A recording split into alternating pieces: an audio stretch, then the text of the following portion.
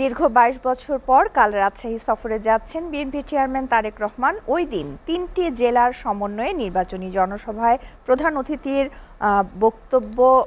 অতিথি হিসেবে বক্তব্য রাখবেন তিনি। দর্শক, এই বিষয়ে বিস্তারিত জানতে আমাদের সাথে সরাসরি যুক্ত হচ্ছেন আমাদের সহকর্মী জাহিদ হাসান। আমরা সরাসরি চলে যাচ্ছি সেখানে। জাহিদ, তারেক রহমানের নির্বাচনী জনসভার প্রস্তুতি এখন কি পর্যায়ে রয়েছে? দলীয় প্রধানদের সফরকে ঘিরে দলীয় প্রধানের এই সফরকে ঘিরে কি বলছেন নেতাকর্মীরা, এবং সেখানকার নিরাপত্তা ব্যবস্থা কেমন দেখছেন? নিরাপত্তা কর্মীদের মধ্যে তাদের তৎপরতা কেমন? শ্যামলী, আমরা জানি যে আসলে জাতীয়তাবাদী দল বিএনপির যে নির্বাচন, সারা দেশ জুড়ে যে নির্বাচনী প্রচারণা, তারই ধারাবাহিকতায় আগামীকাল দুপুর 12:30টায় রাজশাহীর যে ঐতিহাসিক এই মাদ্রাসা ময়দানে এখানে বক্তব্য রাখবেন, অর্থাৎ প্রধান অতিথির বক্তব্য রাখবেন বিএনপির চেয়ারম্যান তারেক রহমান। এবং আমরা যা দেখেছি যে আসলে যে সভাস্থলের যাবতীয় প্রস্তুতি কাজ সম্পন্ন হয়েছে, এবং সারাদিন ব্যাপী আমরা দেখেছি যে আসলে বিএনপির স্থানীয় শীর্ষ নেতা, এমনকি অনেক জেলার নেতৃবৃন্দরা কিন্তু তারা পর্যায়ক্রমে এখানে আসছেন এবং যে প্রস্তুতির কাজ তারা এগুলো পর্যবেক্ষণ করেছেন। তো এই মুহূর্তে আমরা বলতে পারি যে প্রস্তুতি একেবারেই সম্পন্ন, শুধুমাত্র এখানে কিছু ব্যানার ফেস্টুনের যেগুলো কাজ এগুলো বাকি রয়েছে। এবং তারেক রহমানের যে সফরসূচি, সেই সফরসূচি অনুযায়ী আমরা জানি যে ঠিক 12:30টার সময় উনি বিমানযোগে রাজশাহী এয়ারপোর্টে আসবেন এবং সেখান থেকে লাল সবুজের গাড়িতে করে তিনি এই সভাস্থলে আসবেন, এবং এই সভাস্থল থেকে তিনি সভা শেষ করে সড়ক পথে যাবেন নওগাঁর উদ্দেশ্যে, এবং একই দিনে তিনি নওগাঁর সমাবেশ শেষ করে যাবেন বগুড়ায়। তো আসলে তারেক রহমানের যে এই নির্বাচন কালীন তারেক রহমানের দেশে প্রত্যাবর্তনের পর যেমন এটি রাজশাহীতে তার প্রথম আগমন, ঠিক 22 বছর আগে কিন্তু তিনি রাজশাহীতে আসছিলেন। যে দীর্ঘ 22 বছর পর তারেক রহমানের এই আগমনকে কেন্দ্র করে আসলে এখানে শুধু বিএনপির যে তৃণমূল বা নেতৃবৃন্দ, আমি তাদের কথা বলবো না, আসলে রাজশাহী মানুষের মধ্যে একটা উচ্ছ্বাস উদ্দীপনা আমরা দেখতে পাচ্ছি। আমার এখানে আছেন রাজশাহী জেলা বিএনপির সাবেক সাংগঠনিক সম্পাদক গোলাম মোস্তফা মামুন। তিনি আসলে তাদের প্রস্তুতির যে বিষয়গুলো এগুলো বলবেন, এবং আমরা জানি যে দলের পক্ষ থেকে তারেক রহমানের কাছে কিছু রাজ্যের সমস্যা যেগুলো তুলে ধরা হবে, এই বিষয়গুলো তিনি অবগত করবেন।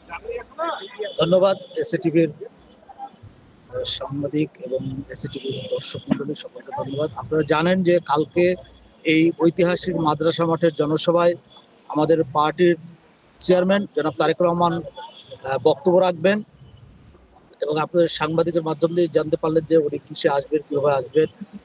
আসলে এই প্রস্তুতি প্রায় সম্পূর্ণ পর্যায়ে। কালকের জনসভা জনসমুদ্রে পরিণত হবে, এবং এই শুধু মাদ্রাসা মাঠ না, মাদ্রাসা মাঠের আশপাশে এলাকা, সাহেববাজার, সালেবাড়ি, ওদিকে বিন্দুর মোড়, এদিকে কোর্ট এলাকা, পুরোটাই প্রায় মানুষ পরিণত হয়ে যাবে। এবং আমাদের প্রত্যাশার জায়গা যদি বলেন, তাহলে রাজশাহী একটি শান্তিপ্রিয় জায়গা। এখানে আমরা শিক্ষার নগরী হিসাবে এই শহরটাকে মনে করি। পাশাপাশি আমাদের রাজশাহীকে জলবায়ুর দিক দিয়ে রাজশাহী একটি উষ্ণ এলাকা এবং জলবায়ু বিমুখ এলাকা, পাশে পদ্মা নদী থাকার কারণে। আর এই ফারাক্কা বাদ দেওয়ার কারণে রাজশাহী, নবাবগঞ্জ, সিরাজগঞ্জ, ফরিদপুর, এই পুরো কুষ্টিয়া এই জোনটাই প্রায় শুষ্ক এলাকার মতো, এবং জলবায়ুর চরম বিরূপ প্রভাব এই এলাকায় পড়ে। তো আমরা কালকে তারেক সাহেবের কাছে, আমাদের পার্টি চেয়ারম্যানের কাছে আমাদের প্রত্যাশা থাকছে, এই পুরো নদী এলাকা যদি অর্থনৈতিক জোন হিসাবে গড়ে তোলা হয়, পর্যটন সম্ভাবনা আছে, অর্থনৈতিক জোন তৈরি করে তুলে এই নদীমাতৃক শহরগুলো একটি সুন্দর শহর এবং নগরে পরিণত হবে।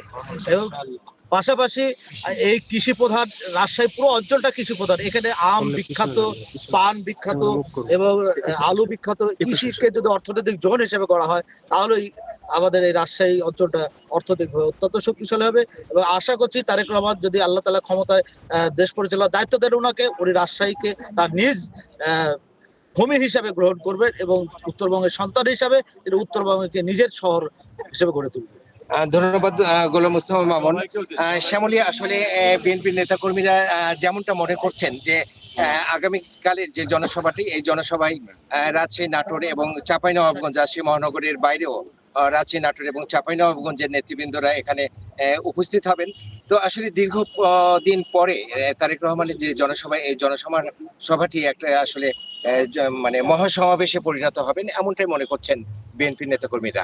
আর আপনি যে আইন শৃঙ্খলা রক্ষার বিষয়টি জানতে চেয়েছেন, আসলে আইন শৃঙ্খলা রক্ষার বিষয়ে যেটা রাজশাহী মহানগর পুলিশ কমিশনের সঙ্গে আমাদের কথা হয়েছে, সেখানে পুলিশ বাহিনীর পাশাপাশি এখানে র্যাব, বিজিবি এবং পুলিশের যে গোয়েন্দা ইউনিট গুলো আছে, তারা পুরো শহর জুড়েই তারা নিরাপত্তার কাজে নিয়োজিত থাকবেন। শ্যামলী, এই ছিলই আমার প্রস্তুতির সর্বশেষ